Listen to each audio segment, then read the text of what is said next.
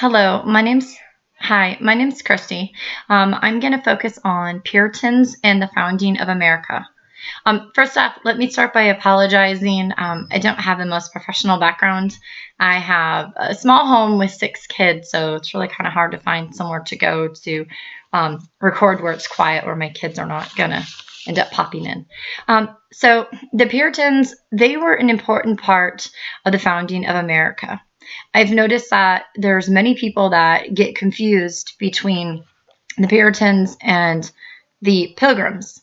The Puritans and the Pilgrims were not the same people. Excuse me. The Pilgrims actually came to America 10 years prior than the Puritans came to America. The Pilgrims came here because they wanted to completely separate themselves from the Church of England. The Puritans were not looking at separating themselves from the Church of England.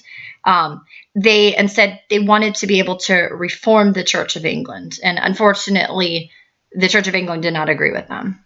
The religious persecutions were spreading all over Europe during the time in the early to, I'd say, mid-1600s.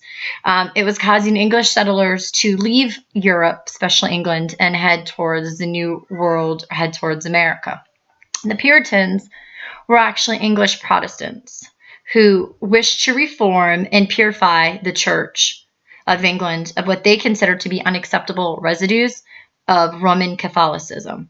So the Puritans wanted a more pure church with the Church of England, and the Church of England did not agree.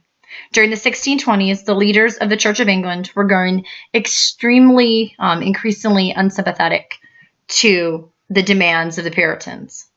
They, being the Church of England, they insisted that the Puritans conform to the religious practices that they, the Puritans, hated and did not agree with. This is what pretty much started the Puritans wanting to leave England and head towards the New World. The English state and church was beginning to persecute Puritans. In 1630, a dedicated Puritan man was sentenced to life in prison, had his property confiscated, had his nose slit, an ear cut off, and his forehead was branded SS for sour of sedition. All because this man was a Puritan and wanted to believe in God the way that he chose and practice his religion the way he wanted to. Unfortunately, it was not the way that the Church of England had agreed with. In 1630, beginning in 1630, as many as 20,000 Puritans started beginning to emigrate to the New World from England.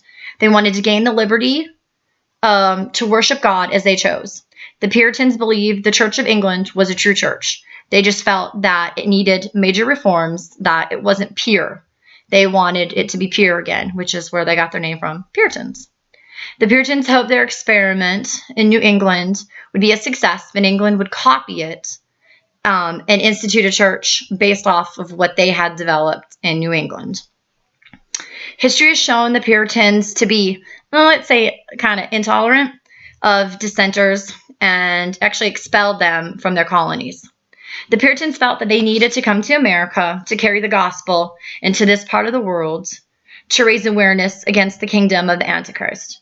Now, for me, I chose this topic because my family history dates back to England, to the 1300s. I had many family members who actually came with Winthrop on the fleet.